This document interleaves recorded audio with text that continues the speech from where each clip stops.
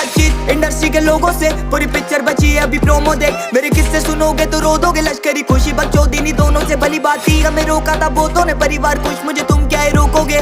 बिस्तर बना देंगे नोटों के अगर मेहनत को पैसों से तोलोगे। रुकेगी कलम नहीं जब तक जिंदा, मैं मरूंगी तब तक नहीं कला है जिंदा। मुझे लगता है जानती सब हूँ मैं, हार या जीत की होती नहीं चिंता।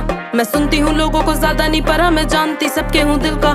मेरे होते पड़ोसी अमीर जो पैसा या बातें बनाने से मिलता, लो आदत डाल मैं रुकू ये होगा नहीं सोचा नहीं किसी ने, करूंगी सब पैसों से लाखों का भरूंगी पेट में। मुझे नहीं कमाना भरने को घर, पहले भी बोला है मकसद नहीं है मेरा कमाना पैसा या कमाना फेम।